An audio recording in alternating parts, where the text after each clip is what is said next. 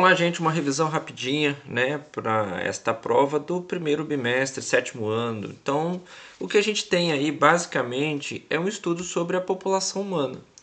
Então, a gente estuda tanto população no Brasil quanto no mundo. Como é que essa população cresce, o que está acontecendo com esta população. Então, a gente começa aí com o Brasil, né, e sua diversidade étnico-cultural, que o Brasil foi abraçando várias culturas, né? A gente, é o que o Oswald de Andrade falava, né, que o Brasil ele faz uma antropofagia cultural. Tudo que entra aqui a gente recebe, a gente não isola e a gente transforma essa cultura. Então, todos os povos que formaram a população brasileira também contribuíram de forma para a nossa cultura. O povo indígena, a população africana, a população que veio da Europa, da Ásia. Então, todas essas culturas elas trouxeram grande riqueza, tanto na música, na culinária, na parte artística, na parte arquitetônica. Então, a nossa riqueza, tanto é que nós não temos um biotipo único no Brasil. Nós temos uma mescla. Então, essa mescla vem de toda essa riqueza que o Brasil possui. Então, toda essa riqueza, então, questões onde fala, né, da riqueza do Brasil tem a ver com a fusão das culturas. Em algumas nações do mundo, você não tem essa fusão. Então, você tem alguns problemas que ocorrem lá. No Brasil, nós não temos isso, a gente teve a fusão. Então, tem problemas com isso? Tem, a gente vai ver mais na frente. Mas, nesse momento, você tem que entender essa fusão de culturas, ok? Num segundo momento, a gente tem que contar essa população. Então, no Brasil, é feito pelo IBGE. Então, o IBGE ele vai acompanhar o crescimento, a distribuição e a evolução das características dessa população. Qual que é essa população? De abelhas? Não, população de pessoas. Então, a gente está vendo, né, o crescimento, a gente está vendo se está diminuindo, quantos filhos por família. Então, tudo isso é acompanhado pelo censo. Então, o censo não é somente uma contagem, né? Não entenda o censo só como contagem, ele vai além disso. Então, além de contar, ele vai acompanhar a distribuição, a evolução da população no território brasileiro. Outros países também fazem as suas contagens, as suas medições, mas no caso do Brasil é feito pelo IBGE, que é o Instituto Brasileiro de Geografia e Estatística, ok? E essa população, tanto no Brasil quanto no mundo, né, ela está em processo de envelhecimento.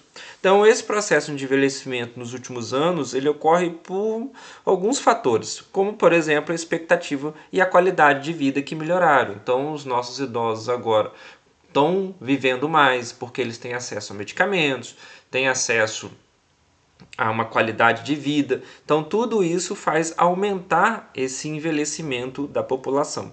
Já o crescimento vegetativo, que é o principal impulsionador para o crescimento da população brasileira nas últimas décadas, tem diminuído.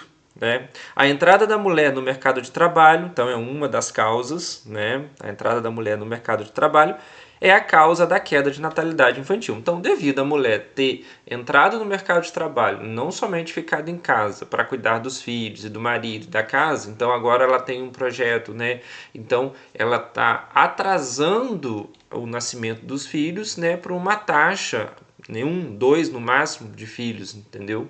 Então, isso faz com que o crescimento da população dá uma diminuída. Então, a população no Brasil aumentou ao longo dos anos, mesmo em consequência da urbanização. Então, lembra, no território brasileiro, segundo a ocupação na história, a população, os portugueses, vão ocupar o litoral, porque era mais fácil de transportar, né, a mercadoria para Portugal. Então ele vai ocupar a parte do litoral, a parte ali da zona da mata, desde o Nordeste, a zona da mata nordestina, até aqui, né, no Sudeste, a zona da mata aqui no Sudeste, a zona da mata mineira, por exemplo.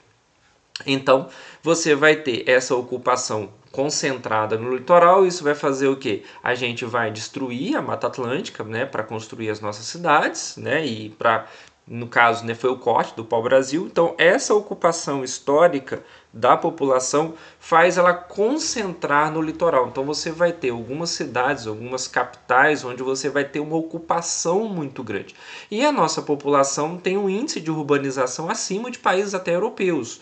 Mais de 80 85% de ocupação na urbanização. Então, essa população ela saiu do campo em busca de melhores qualidades de vida para trabalhar nas cidades que tinham indústria. Então, as cidades que se industrializaram, né, a partir da década de 50, vai atrair essa mão de obra que vinha do Nordeste, que vinha de outras áreas do país, para as grandes capitais. Então, essa população concentrada nas cidades vai ter um impacto. Por quê? Na cidade, o custo de vida é maior, então você tem que pensar quantos filhos você vai ter, o custo de vida é maior, porque você tem que pagar água, luz, telefone, internet, e hoje, né, falando de internet hoje, na década de 50 não tinha internet, mas se você for pensar, né, a pessoa veio, não tem imóvel, então ela tem que pagar um aluguel, ela tem que pagar comida, né? A escola, na década de 50, era difícil você ter escola para todos. Essa ideia de escola pública para todos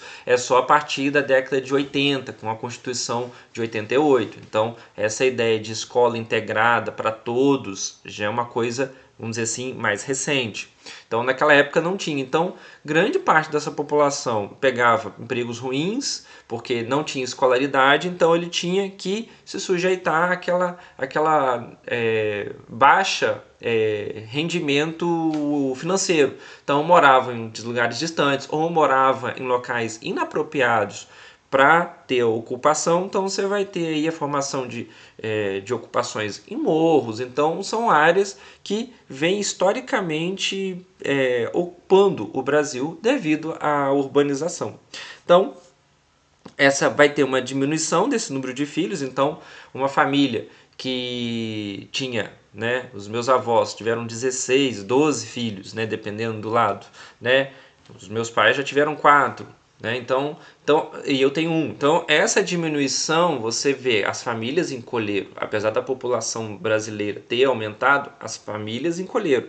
Então, isso é um sinal que a população, em pouco tempo, ela vai se tornar envelhecida, porque não tem uma população, né, jovem para pagar as aposentadorias daqui a uns anos. Então, a população economicamente ativa, né, o PEA, ela vai ser inferior à população que vai estar aposentada. Então a população vai ter um desnível, né? Esse desnível populacional. Então a diminuição do número de filhos por mulher devido aos altos custos. Então, e principalmente os métodos contraceptivos, camisinha, DIU, pílula. Então os métodos contraceptivos fez com que a mulher agora pudesse controlar a sua natalidade, ok? Então, questão de ocupação e crescimento da população tá tranquilo.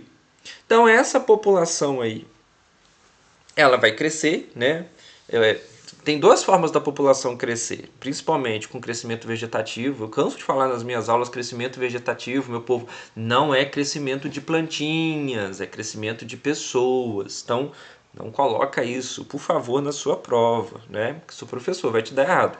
Então, o crescimento vegetativo é aquela taxa onde você vai ter uma diminuição, né, da taxa de natalidades, ou seja, a quantidade de pessoas que nasceram por 1000, e da taxa de mortalidade, de mortalidades, ou seja, a taxa de pessoas que morreram em 1000. Então você diminui essas duas taxas e você tem o crescimento vegetativo. Ele pode ser positivo ou ele pode ser negativo. Em alguns países, como por exemplo o Japão, tem um crescimento vegetativo negativo.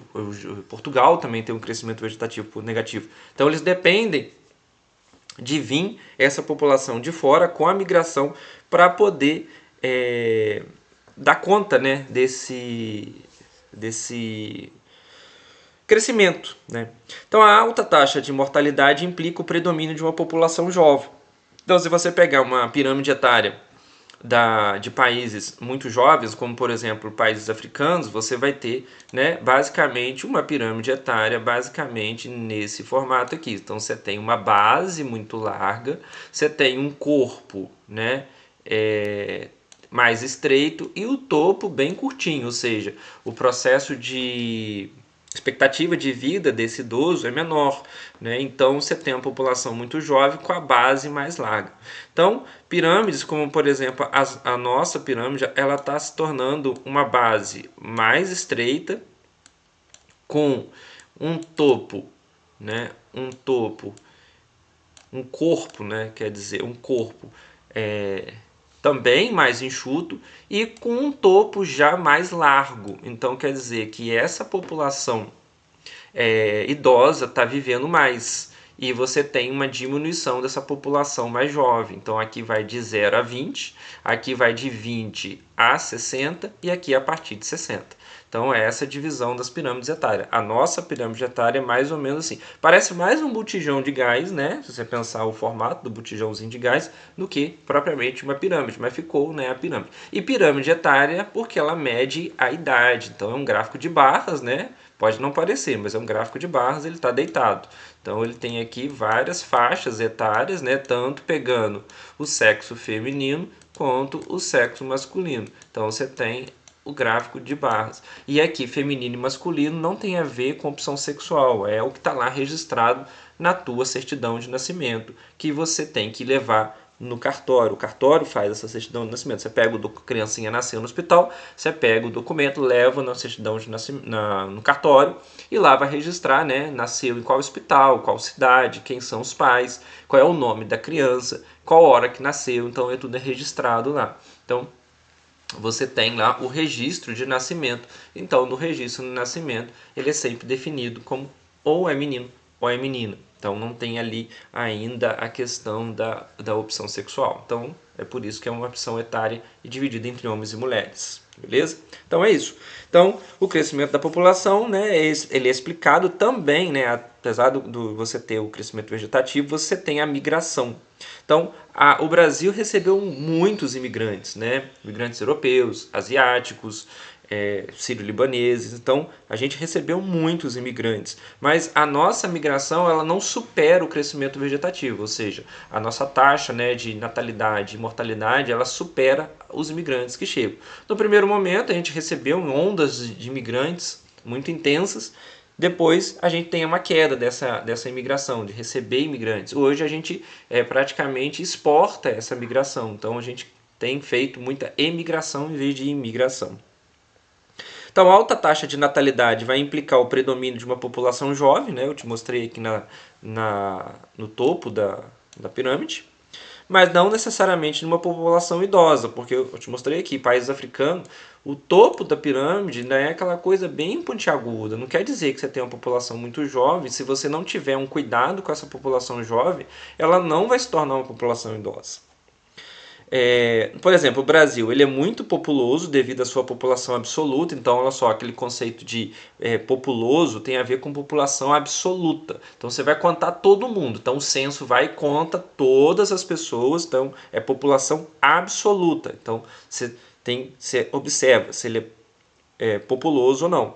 Então, e já a população relativa, né, quer dizer que se ele é povoado, é pouco ou muito povoado, tem a ver já com a densidade demográfica, ou seja, você vai pegar todo mundo, né, da população absoluta e vai dividir pela área. Então, você vai pegar a área do Brasil, ou você vai fazer uma contagem por estado ou por cidade. Então, você pega a população e divide pela área. Então, você vai ter ali uma taxa. Então, essa taxa é caracterizada. No Brasil, a densidade demográfica ela é baixa, né, considerando a extensão territorial. Então, sempre quando falar em densidade demográfica, se ele é pouco ou muito povoado, você tem que pensar na extensão do território, você tem que pensar na área, entendeu? Falou, ó, população relativa, densidade demográfica, se ele é pouco ou muito povoado, você tem que pensar no território, você tem que pensar na área, ok? Então tá aí um gráfico que mostra, né, a quantidade de população, né, de milhões de habitantes, né, pelos continentes. Então, analisando aí duas décadas diferentes, 1950 e 2023, né? Então, você vê aqui a Ásia, ó, você tinha então uma taxa, né, relativamente alta, né, e subiu muito, né? Então, na Ásia você tem aqui, ó, mais de 4 bilhões, né, de seres humanos, né? No caso ali milhões, né? Porque você vai ter a Índia e a China, que são os dois maiores países em questão populacional. Depois você vê a África, que é o continente que mais cresce, né? E vai ser o continente que mais vai crescer até 2100, um crescimento bem vertiginoso. A Ásia vai ter uma queda, então você observa uma curva, né, nesse crescimento. A América também tem um crescimento, aumentou, né, o seu crescimento comparado às 2 décadas. A Europa, o crescimento é baixo, né, e um dos menores crescimentos, né, proporcional ao número de população. E a Oceania também, que tem um crescimento estreito, né, vamos pensar assim. Mas dos continentes, né, centrados em população, a Europa tem um crescimento bem curto. Então, e o crescimento africano é bem acentuado, ok? Então tá aí para você o que é o crescimento vegetativo. De novo, né, o crescimento vegetativo é essa taxa de natalidade menos a taxa de mortalidade. Então, crescimento populacional, ele vai observar o crescimento vegetativo, né, qual que é essa taxa aqui, se ele é positivo ou negativo, mais o saldo imigratório, ou seja, o saldo de pessoas que entram no país. Já a taxa de fecundidade é o número médio de filhos por mulher, então cada mulher tem uma taxa de fecundidade. A expectativa de vida tem a ver com a questão de idosos. Sempre quando falar expectativa de vida, você associa a idosos. Crescimento populacional, você associa a criança. Então fica mais fácil de juntar as coisas. Então, expectativa de vida, a idade média de vida dos indivíduos nascidos naquele país. Então varia. Por exemplo, no caso do Brasil, se você pegar o Nordeste, ele é diferente do Sudeste. Então a taxa de expectativa de vida são diferentes, né? Então os ambientes vão impactar na vida das pessoas. Então, conhecido como crescimento natural. Show? Então a gente tem aí o etnocentrismo. O etnocentrismo basicamente é uma percepção onde a sua própria cultura ela é superior às demais. Isso aconteceu, né, na história, principalmente na América, na conquista pelos europeus, onde ele chegou aqui, ele viu, né, uma cultura diferente, então ele trouxe uma visão de mundo diferente e ele não tentou aprender com o indígena a cultura, a língua. A primeira coisa que ele fez foi catequizar todo mundo, porque estava todo mundo errado, a cultura do outro era errada. Então é essa visão superior, que a cultura do outro está equivocada, que o outro tem que falar a minha língua, tem que seguir a minha religião, tem que usar o meu código de ética, meu código de postura, a minha moda. Então tudo isso impacta, né, na relação do outro.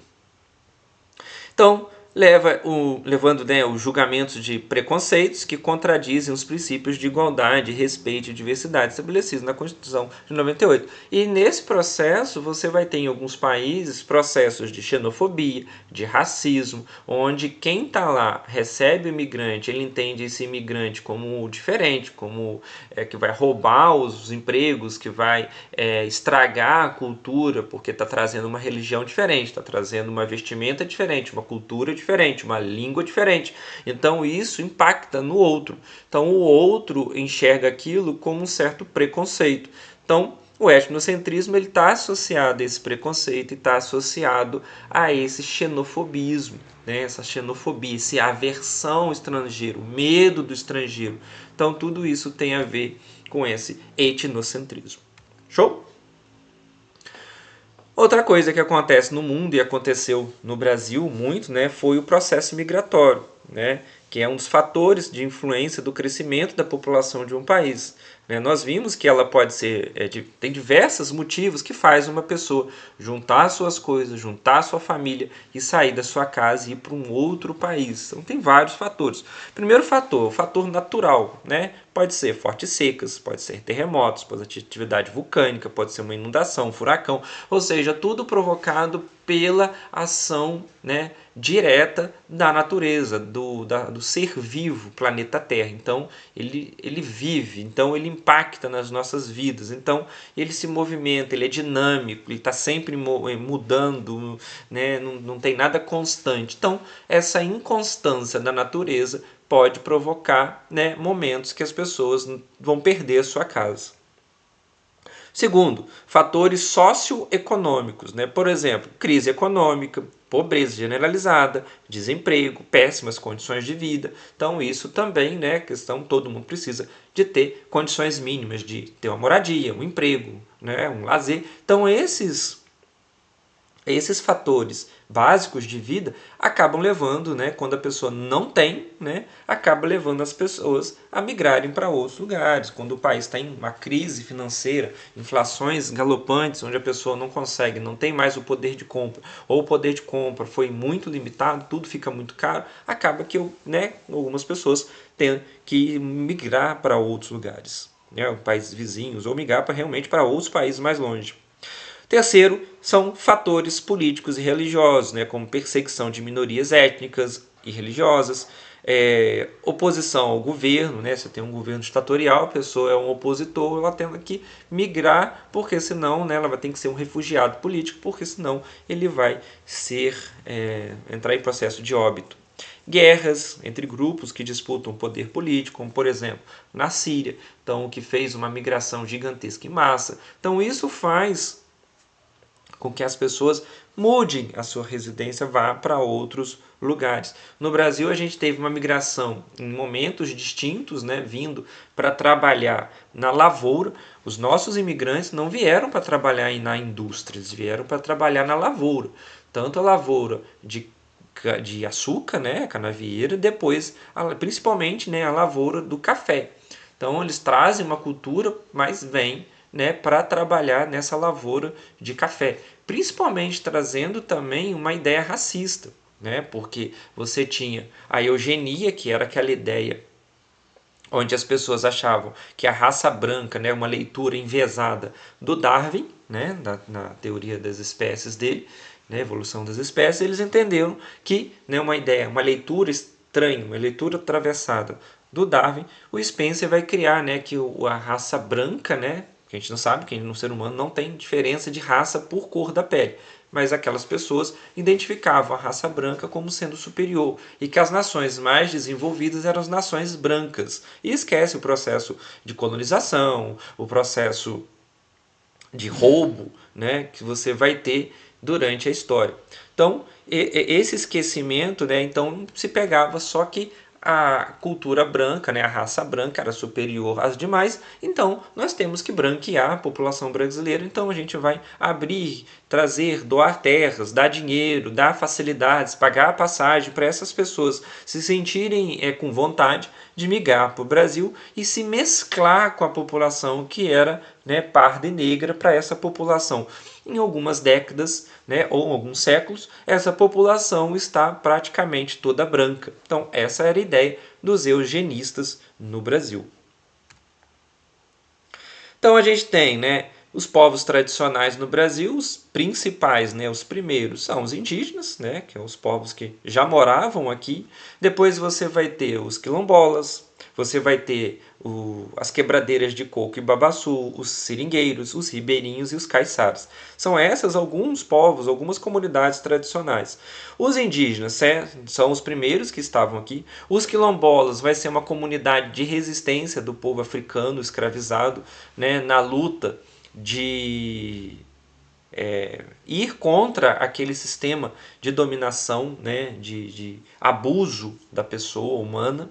Então, vai se formar comunidades gigantescas, como a comunidade do Quilombo de Pomares. Então, essas pessoas, né, descendentes, vão herdar, né, essa cultura, vão herdar a tradição. Então, eles brigam na justiça para conseguir ter reconhecido as suas terras, né? Ter ali o direito de não ter a sua terra roubada, de não ter a sua terra invadida por madeireiros, por mineradoras, onde não tem a contaminação das águas, onde não tem a destruição da floresta, onde o seu modo de vida permaneça. Então, eles lutam para isso. Já as quebradeiras de coco, babaçu e os seringueiros são duas comunidades de povos tradicionais que estão atrelados à floresta, né, onde eles usam, né, por exemplo, o coco babaçu ou a seringueira para extrair, né, no caso o seringueiro látex, e a quebradeira de coco elas usam o coco babaçu para quase tudo, né, para fazer óleo, para fazer artesanato com as folhas, com a casca. Então, tem uma infinidade de coisas que dá para fazer vindo da floresta. Então, o conhecimento que elas têm é muitas vezes roubado por indústrias químicas para fazer produtos de beleza, para fazer remédios, né? O conhecimento que eles têm da floresta. Então, essas duas comunidades estão atreladas à floresta. Já os ribeirinhos e os caiçaras são povos também mestiços, assim como os seringueiros e as quebradeiras de coco são povos mestiços, né? Já a mistura entre o indígena e o africano com o português, né? Então, já os ribeirinhos e caiçaras são povos que estão ligados às águas, à pesca, a pesca tradicional, o respeito aos rios, o respeito a esse modo de viver, né? De tentar impactar o menos possível com a sua pesca. Não é aquela pesca que vai jogar uma rede e vai arrastar tudo que é consumível ou não, né?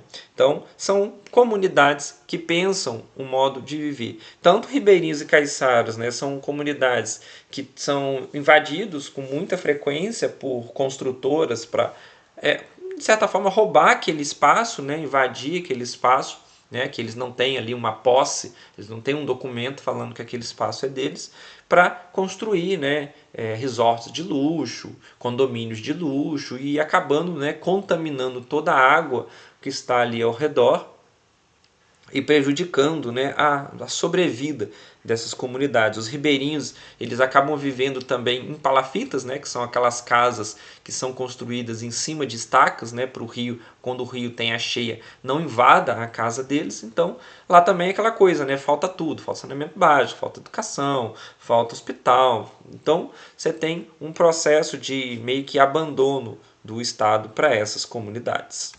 E por fim, a gente tem o marco temporal. O marco temporal é uma das coisas mais bizarras que a gente está vendo nos últimos anos, né? Onde alguns juristas, né, uma tese jurídica que condiciona os direitos territoriais indígenas à comprovação da ocupação das terras até a data da promulgação da Constituição de 1988. Então quer dizer que até 1988, se aquela população estava na terra, se ela não reivindicou aquela terra até a data da Constituição, eles não têm mais direito. Mas quantas comunidades foram descobertas depois da promulgação da Constituição? Então todas essas pessoas a partir de hoje não têm mais direito à terra. Então eles chegaram aqui primeiro e a gente vai expulsar todo mundo, vai invadir, vai destruir o meio ambiente, né, para roubar ali algumas pedrinhas douradas, né? É isso, né? Então isso gera debates, pois desconsidera as expulsões históricas, né, sofridas por povos indígenas, mas seus defensores apontam que ela traria segurança jurídica para as construtoras, para as mineradoras, para as madeireiras que querem aquelas terras que têm muitas riquezas, né, tanto riquezas minerais quanto riquezas da própria floresta. Ok, povo? Então é isso. Chegamos, né, nessa finalização dessa revisão. São alguns pontos, né, que possa cair na sua prova. Praticamente o 7º ano tem a ver só com a população. Então, como é que essa população cresce? Crescimento vegetativo, se é populoso, se é povoado, se é densidade absoluta, se é população absoluta, se é população relativa, como é que a população cresce com o crescimento vegetativo, com os movimentos migratórios. Então, todos esses conceitos têm que estar na sua cabeça, porque são conceitos que vai cair nesse primeiro momento, que são conceitos que vai levar também para a vida toda, porque tem vários momentos, Enem, vestibular, um concurso, que você tem atualidades ou geografia na sua grade, né, no seu momento ali do edital. Então, a grande chance de cair esse movimento é grande, ok? Então, principalmente falando sobre migração. Migração é um assunto que não sai de moda. Então, é um assunto que você tem que aprender, ok? Qualquer coisa, deixa um comentário aí que eu tento ajudar, né? Então, aquele de praxe, siga, né? Siga a gente aí, comente, compartilhe, né? O seu conhecimento, a sua opinião é importante, né? Então, siga aí a gente. Então, até a próxima e valeu. Aquele abraço.